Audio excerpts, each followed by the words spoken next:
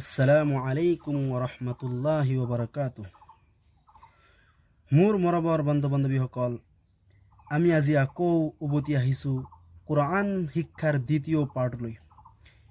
যিয়ে নহওক বন্ধু বান্ধৱীসকল, আশা কৰোঁ আপোনালোকে কোৰআন শিক্ষাৰ প্ৰথম ভিডিঅ'টো চাই আপোনালোকে নিশ্চয় হুৰুফবিলাক চিনিব পাৰিছে আৰু মুখস্থও কৰিছে।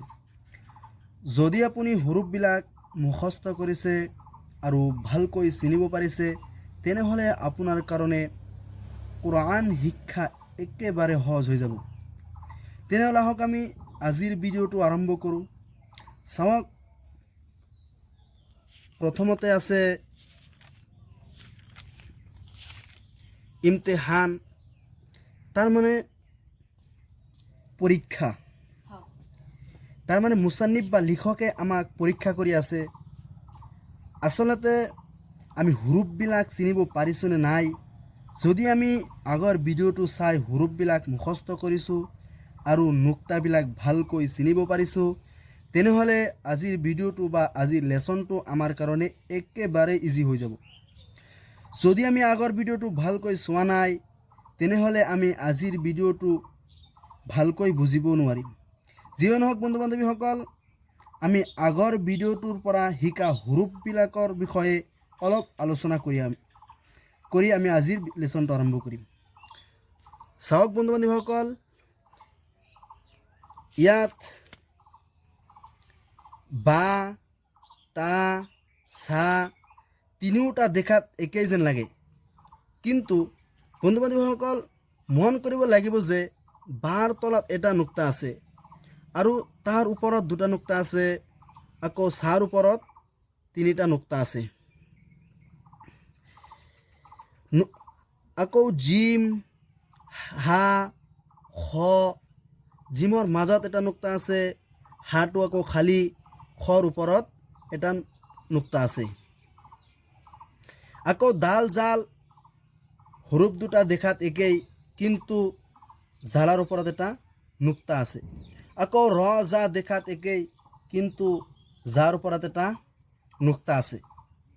তাৰপিছত চাওক, চিন শিন লিখাত একেই, দেখাত একেই, কিন্তু শিনৰ ওপৰত তিনিটা নুক্তা আছে। আকৌ চটো খালী আছে, জদৰ ওপৰত নুক্তা আছে, দেখাত দুয়োটা হুৰুফ একেই।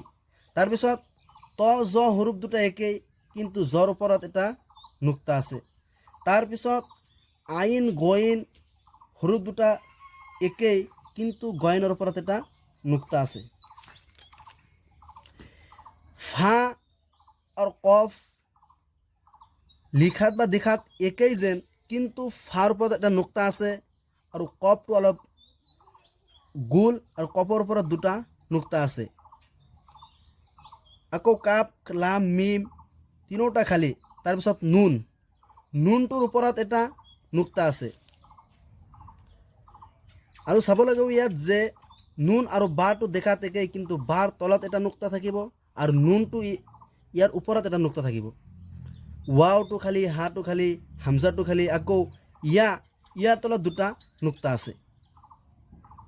তেনেকৈ নুক্তাবোৰ আমি চিনিব লাগিব। কিন্তু ইয়াত আৰু এটা বস্তু মন কৰিব লাগিব, সেইটো হ'ল যেনে ইয়াত আছে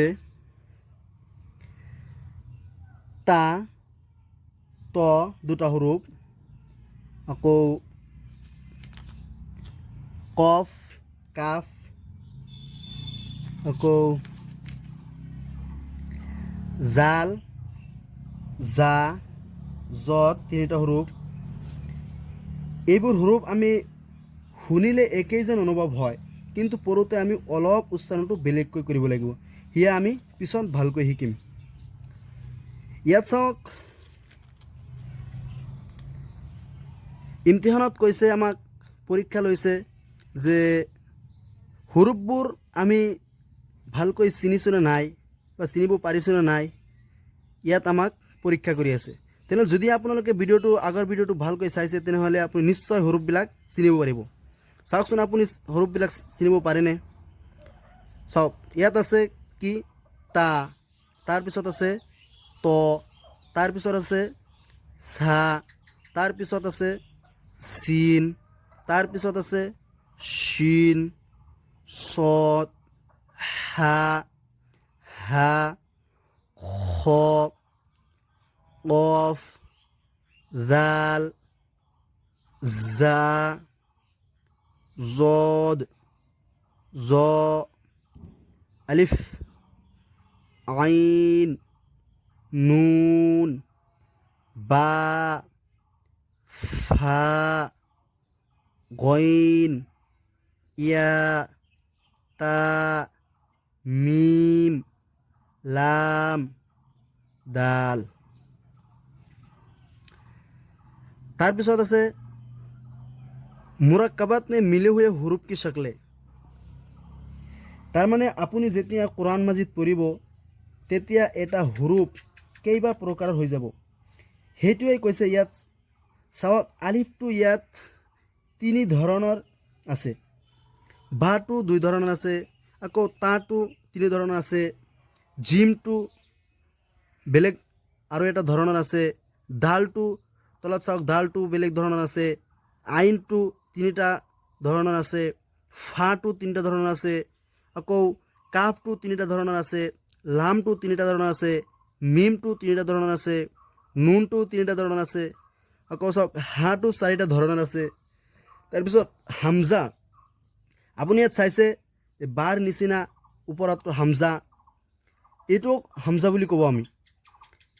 তাৰপিছত ইয়াও তিনিটা ধৰণৰ আছে। গতিকে এইবোৰ হুৰুফ আমাৰ আগত যায় লাগিব। আমি যেতিয়া কোৰআন পঢ়া আৰম্ভ কৰিম তেতিয়া কোৰআনৰ মাজত আমাৰ এই আলিফ দেখিছে, আপুনি বা দেখিছে, তা দেখিছে, এনেকুৱা হুৰুফ নাহে। আচলতে বেছিভাগ আপুনি নিচৰ লাইনটো যে দেখিছে, নিচৰ শাৰীটো যে দেখিছে, এই শাৰীৰত যিবিলাক হুৰুফ আছে, যিটো তা নিচৰ শাৰীৰত আছে, বা যিটো জিম নিচৰ শাৰীৰত আছে, যিটো ডাল নিচৰ শাৰীৰত আছে, সেই হুৰুফবিলাক আগত যায় কোৰআনত এনেকুৱাকৈ আহিব। সেইকাৰণে এই হুৰুফবিলাক বেছি বেছি আমি পঢ়িব লাগিব। বন্ধু বান্ধৱীসকল, আজিৰ ভিডিঅ'টো ইমানেই শেষ। ভিডিঅ'টো বেছিকৈ শ্বেয়াৰ কৰিব, কিয়নো আমাৰ আপোনাৰ দ্বাৰা যদি কোনো আল্লাহৰ বান্দা কোৰআন শৰীফ পঢ়া শিকে তেনেহ'লে আমাৰ আপোনাৰ কাৰণে সদকায়ে জাৰিয়া হ'ব। আৰু সদকায়ে জাৰিয়া এনে এটা সৱাব, যদি আপোনাৰ শ্বেয়াৰৰ কাৰণে যদি কোনো আল্লাহৰ বান্দা কোৰআন পঢ়া শিকি যায় আৰু সি যেতিয়ালৈকে কোৰআন শৰীফ পঢ়ি থাকিব তেতিয়ালৈকে আপুনি সৱাব পাই থাকিব। আল্লাহ হাফিজ।